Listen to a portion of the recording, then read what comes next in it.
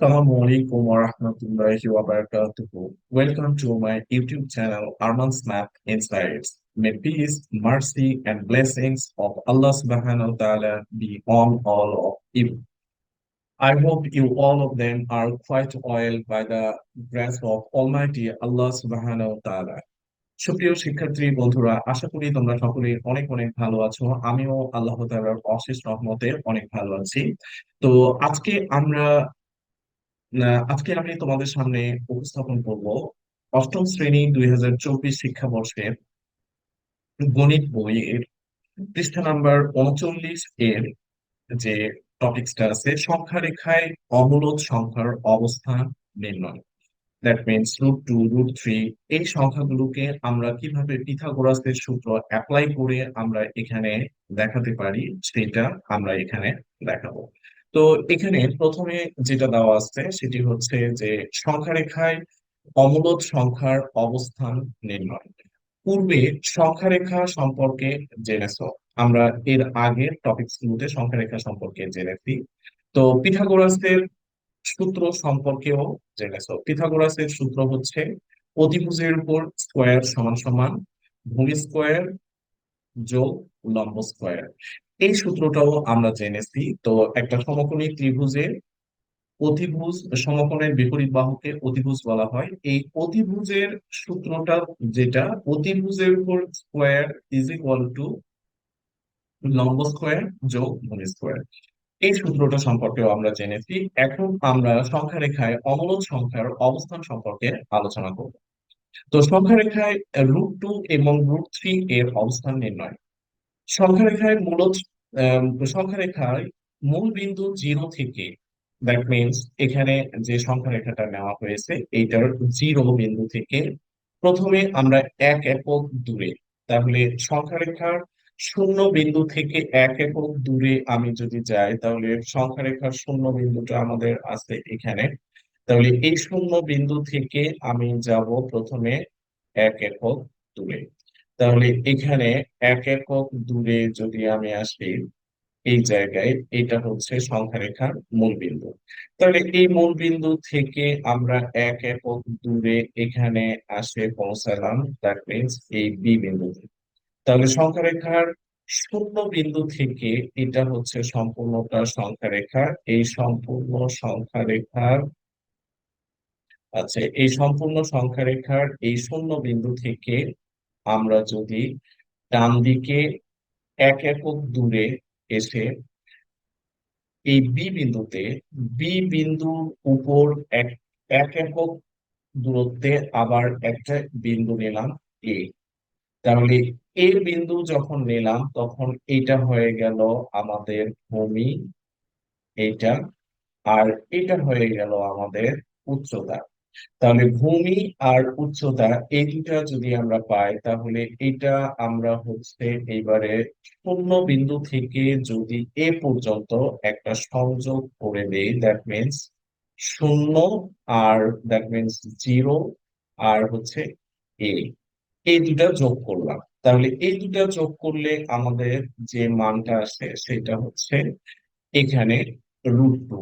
তো এই √2টা কিভাবে আসলো? তো আমি এখানে প্রথমেই বলছিলাম যে সূত্রটা হচ্ছে অতিভুজের উপর স্কোয়ার, দ্যাট মিনস ও এ, এটা হচ্ছে আমাদের অতিভুজ। ও এ এর উপর স্কোয়ার ইজ ইকুয়াল টু, এখানে আমাদের আসতেছে, এবারে এখানে যদি আমি লিখি, এখানে আমাদের ছিল ও এ, তাহলে ও এ এর উপর স্কোয়ার সমান এই পাশে আমি লিখতে পারি ভূমি স্কোয়ার। ভূমি মানে হচ্ছে ওবি, ওবি এর উপর স্কোয়ার, এইভাবেও দিতে পারি। আবার যদি আমি শুধু ওবি লিখে এর উপর স্কোয়ার দেই সেটাও কারেক্ট। তো তারপরে এইবারে আমরা হচ্ছে এখানে পরেরটা প্লাস, এখানে যদি লিখি তাহলে হচ্ছে এবি এর উপর স্কোয়ার। তাহলে ও এ অতিভুজ, আর ও বি হচ্ছে আমাদের ভূমি, আর এবি হলো উচ্চতাও বলা যায়, লম্বাও বলা যায়।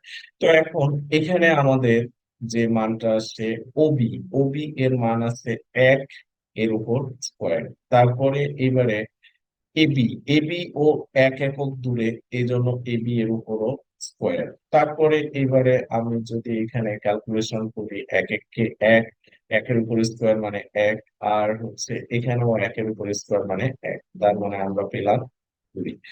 এবারে এই ও এ স্কোয়ার যেটা ছিল এর উপর স্কোয়ার, তো এই স্কোয়ারটাকে আমি যদি এই পাশ থেকে এই পাশে নিয়ে আসি তাহলে সেটা ডান পাশে এসে বর্গমূল হয়ে যায়। তো এই জন্য আমাদের ও এ এর মান যেটা আসলো সেটা হচ্ছে আমাদের হলো √2, এই মানটা। তো এখন এই √2 মানটা যেটা এসেছে সেটা আমরা এখন একটা কম্পাস নিব। কম্পাস নিয়ে কম্পাসের কাঁটাটা এই ও বিন্দুতে বসাবো। ও বিন্দুতে বসানোর পর পেন্সিলের যে দিকটা আছে সেটাকে প্রয়োজন মতো ফাঁক করে আমরা এ পর্যন্ত নিয়ে যাব।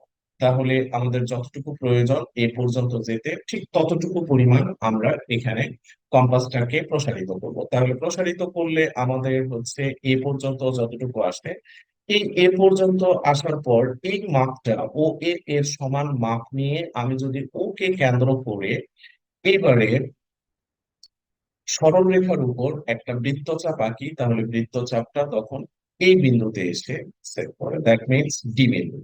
তাহলে এই বিন্দুতে যখন এসে সেট করে তখন পুরা এই এ পর্যন্ত পুরা বৃত্তচাপটা এইভাবে ড্রাইভ করা হয়েছে।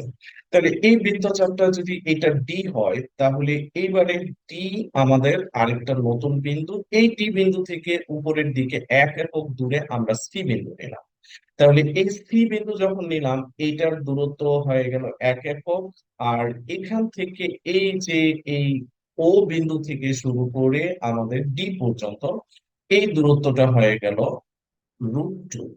তাহলে √2 আর উপরের দিকে হলো এক একক, দ্যাট মিনস ডিসি এই বাহুটার দৈর্ঘ্য হচ্ছে এক একক, আর ওডি এই বাহুটার দৈর্ঘ্য হচ্ছে √2। এখন আমরা এবারে ওসি এর মানটা যদি বের করতে চাই তাহলে ওসি এর মান বের করতে গেলে সেই মানটাই হবে আমাদের এখানে √3। তো সেটা আমি কিভাবে বের করতেছি, বের করার জন্য প্রথমে আমরা আবারও এই ওসি, ওসিটাকে বলবো অতিভুজ। তাহলে এইটা ওসি সমান সমান, ওসি সমান সমান বর্গমূল এখানে ওডি স্কোয়ার, ওডি স্কোয়ার প্লাস এখানে ডিসি স্কোয়ার। তাহলে এখানে ওডি এর মান আমাদের আছে √2। তাহলে √2 এর উপর স্কোয়ার প্লাস এখানে ডিসি, ডিসি এর মান আছে এক একক, তাহলে একের উপর স্কোয়ার।